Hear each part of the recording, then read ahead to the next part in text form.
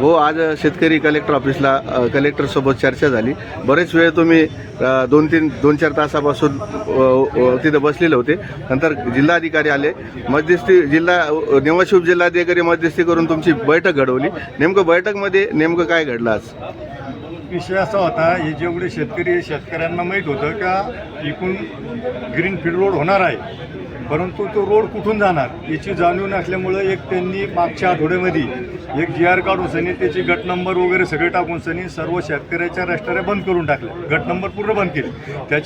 त्याच्यामुळं सर्व शेतकरी परेशान झाले की आपलं गट अचानक आपल्याला ना माहितीमध्ये कसं अंधारात ठेवून सनी बंद केले आणि आता त्यांची प्रोसिजर पुढचं त्या गटाच्या मोजण्या करून सनी हे करणार। त्याच्यामुळे शेतकऱ्याची गैरसमज नाही, परंतु त्यांचं म्हणणं असं आहे की ज्या आमच्या जमिनी हे आमच्या कायमस्वरूपी या जमिनी आम्हाला न विचारता गट नंबर बंद करणं ही चुकीची पद्धत आहे, रजिस्टर बंद करणं ही चुकीची पद्धत आहे।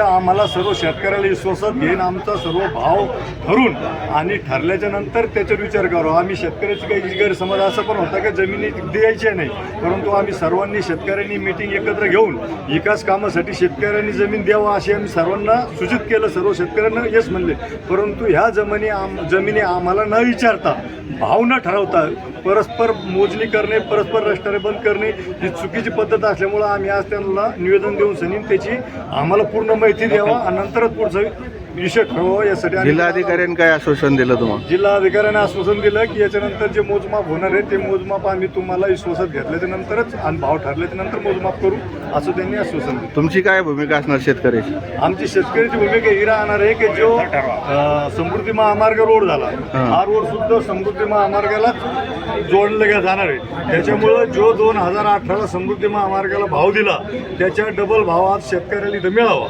ही शेतकऱ्याची भावना आहे आणि त्यावेळेवर मी बोलतो। कधी बरेच जागेवर असं झालं, शेतकऱ्याला जे आश्वासन दिलं ते शासनाकडून पाळण्यात नाही आलं, आंदोलनं झाली, रस्ता रोको झालेलं आहे बऱ्याच वेळ जागेवर, असं काही तुमचं ठरलेलं आहे? तर भविष्यात जर शेतकऱ्याच्या भावना ऐकून घेतल्या नाही, शेतकऱ्याची व्यवस्थित समजा त्यांना जसं पाहिजे त्या पद्धतीने जर बैठका झाल्या नाही, त्यांच्या भावना समजून घेतल्या नाही तर ती वेळ आठवडी पुढे येतेच, तो विषय नाही। आज 2018ला 1,55,00,000 आसपास भाव समृद्धी महामार्गाला दिला, आज त्याला 8 ते 10 वर्ष झाले, आता त्याचा डबल भाव शेतकऱ्याला द्यावा।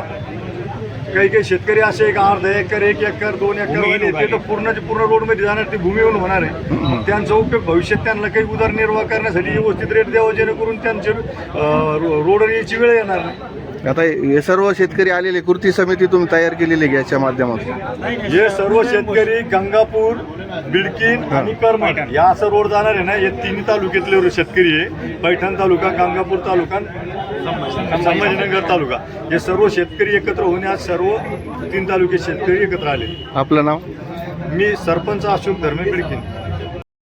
आज बिडकीन परिसरातील जे सर्व शेतकरी इथं आलेले आहे, नेमकं जिल्हाधिकाऱ्याला पहिलं तर असं सांगण्यात आलं तर खुर्ची हेरवून घेणार होते तुम्ही, खुर्चीचा विषय होता, त्याच्यानंतर आता भेट झाली तुमची जिल्हाधिकाऱ्याची, नेमकं काय चर्चा झाली आज शेतकऱ्याची जिल्हाधिकाऱ्यासोबत?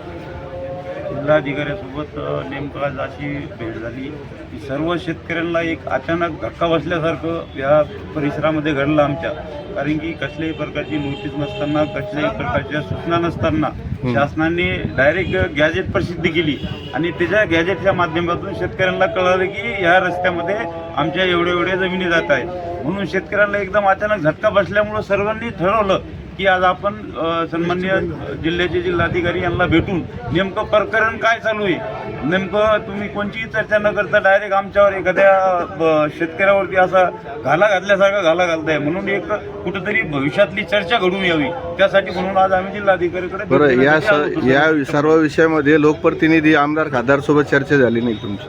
कोणाची चर्चा नाही झाली, राजकीय विषय नाही, हा फक्त शेतकरीचा विषय म्हणून सर्व आम्ही इथं उपस्थित आहोत। कारण शेतकऱ्याच्या सर्व अडचणी दूर करण्यासाठी लोकप्रतिनिधी मध्यस्थी करत असतो, तर असं आमदार खासदाराला तुम्ही कानावर टाकलं घ्या विषय? कारण शेतकरी हा एवढा मोठा सक्षम झालेला आहे की त्याला आज तरी वाटत नाही स्वतःला की त्याला कोणाची गरज पडणार आहे, कारण शेतकरी हा लढू शकतो, कारण की त्यांच्या स्वतःच्या आयुष्यातलं कुठेतरी एक जे काळीज म्हणतात ते काळीज कुठेतरी आता त्यांना द्यायची वेळ आलेली, म्हणून शेतकरी स्वतः त्याच्यावरती पहिले प्रथम चर्चा करणं आणि पुढचा मार्ग काढण्यासाठी सक्षम आहे। आपलं नाव? विजय अंबादास चव्हाण, माजी जिल्हा परिषद सदस्य, बिडकीन।